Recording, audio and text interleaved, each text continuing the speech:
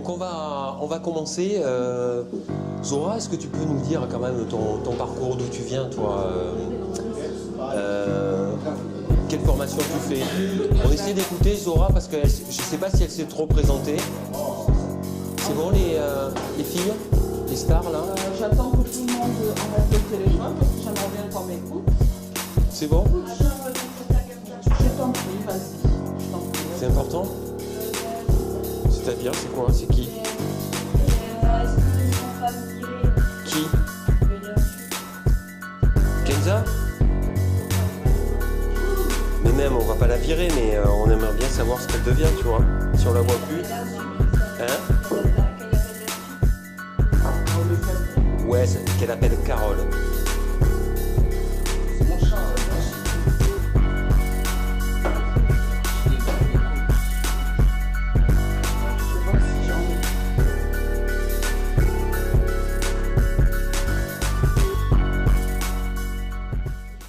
Il y en a beaucoup qui pensent que je suis africaine, qui vient de la Côte d'Ivoire ou du Congo, tout ça et tout. Non, je suis algérienne, je suis née en Algérie. Mes parents sont algériens, mes grands-parents sont algériens. Et on est tous nés en Algérie, on est venus ici. Moi j'avais 9-10 ans quand je suis venue ici. Oui, je t'ai entendu parler au téléphone. Moi aussi. C'était très compliqué parce que 9-10 ans, je dois être normalement en CM1, CM2, je ne savais pas parler français du tout. Donc je me suis retrouvée en classe de CP, CE1 par rapport au niveau, quoi. J'étais la plus grande, donc c'est vrai que c'était compliqué. Hein. Mais bon, quand même, quand on en veut, j'ai appris le français. Puis après, bon, mais malheureusement, déjà, c'est sûr que je ne pouvais pas faire de grandes études, parce que déjà, apprendre le français assez tard, comme ça, à 10 ans, c'était un peu compliqué. Mais quand même, j'ai commencé à faire de l'aide à domicile chez les gens. Un peu de ménage, un peu de courses, tout ça. J'ai passé mon diplôme d'aide-soignante et puis je suis devenue aide-soignante. J'ai travaillé principalement dans les maisons de retraite. On peut faire des conneries, tout le monde fait des conneries. D'ailleurs, même des fois c'est nécessaire de faire des conneries parce que bon, mais voilà. Et se relever. Et se relever de ces conneries et avancer et se dire non mais moi stop, je veux passer à autre chose. Je veux avoir un projet dans la vie, je veux avoir un métier dans la vie, fonder une famille.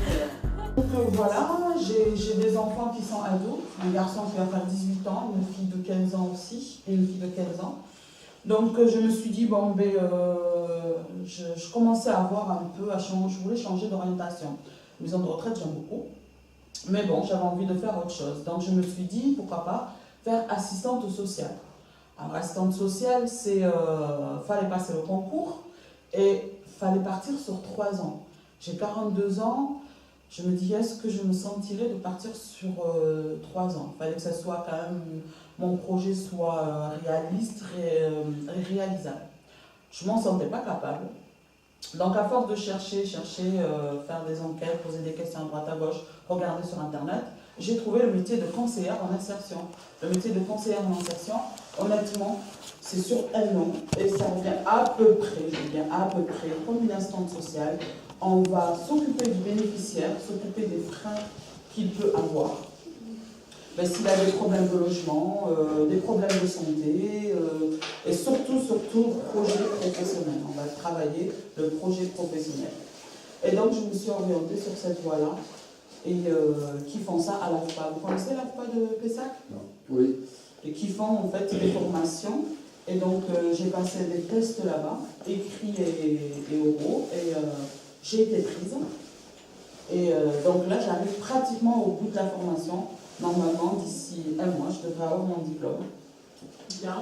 Donc, merci beaucoup, c'est gentil. c'est vraiment gentil. T'as grandi où toi en fait, Zora? Alors moi, j'ai grandi à la Benoge. Qui connaît la Benoge? Ah ouais. Vous allez bien connaître la Benoge, hein? Qu'est-ce que tu sais de la Benoge à peu près, Andrea? Non, ouais. c'est un quartier. C'est un quartier, ouais. Ouais, c'est ce qu'on disait, c'est une cité en fait. Hein. Ouais. Mais là, ça va mieux. Mais à mon époque, c'était une sacrée cité. Hein. Ouais. C'est comme si on disait la cité lumineuse de Bacalan ou la Saharière ou les Aubiers. Ou les Aubiers. Ouais, effectivement, il y c'était... a quelques années, Non, vous n'allez pas toucher là-bas, regardez, merci. des gens qui ont mon âge, voire un petit peu plus vieux. Et ils m'ont dit, la Buna, je regrette d'avoir habité. C'est un quartier, j'en peux plus. Il y a une maman, carrément, elle habite à Palmer maintenant. Elle a habité pendant 15 ans à la Benage. Voilà. Elle m'a dit, je ne pouvais plus. Elle m'a dit, je suis arrivée ici, ça m'a fait à Palmer. Elle m'a dit, ça m'a fait trop du bien. Voilà. On ne peut plus. Alors effectivement, pardon Mathilde. Bah en plus, c'est des racailles en carton. Ouais. Genre, les oubliés, je trouve que j'aime pas.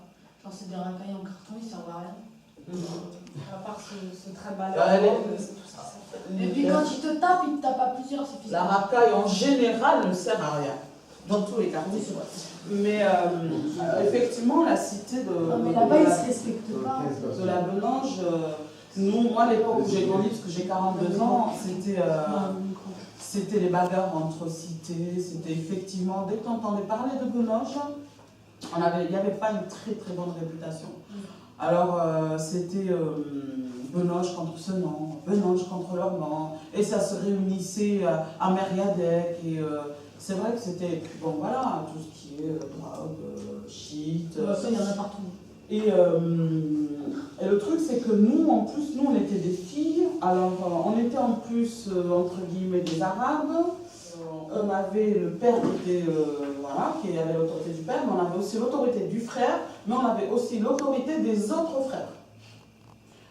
C'est comme ça dans une cité. Quand on grandit dans une cité, quand on sort dehors, même s'il n'y a pas le frère qui est là, le frère, dans tous les cas, le soir même, il saura où on était, à quelle heure et ce qu'on a fait. Ce qu'on appelle des balances. Et d'ailleurs, les frères entre eux se sont vraiment concertés et ils devaient balancer les sœurs pour sortir avec quelqu'un. Nous, on allait très très loin. On ne traînait même pas dans le quartier parce que c'était, voilà. Et on pouvait se faire, entre guillemets, je dis fracasser, même pas par le frère, mais par un copain du frère. Et c'était notre quotidien. C'était notre quotidien. Mais tu y es encore à la Benage? Alors mes parents, oui, ils y sont encore, donc j'y vais régulièrement voir ma maman. Tu connais pas le petit Alvin? Alors c'est plus ma génération. On peut faire des conneries, tout le monde fait des conneries, d'ailleurs même des fois c'est nécessaire de faire des conneries, parce que bon, mais voilà. Et se relever. Et se relever de ces conneries et avancer et se dire non mais moi stop, je veux passer à autre chose. Je veux avoir un projet dans la vie, je veux avoir un métier dans la vie, fonder une famille. Parce que si on veut s'en sortir, on peut s'en sortir. Nous, on est 8. On est 8. Et on a tous grandi en cité. Honnêtement, j'ai des frères qui ont des entreprises de peinture. J'ai 2 sœurs qui travaillent en mairie, qui sont en des postes à la mairie de Bordeaux. Donc, on peut s'en sortir si on veut, honnêtement.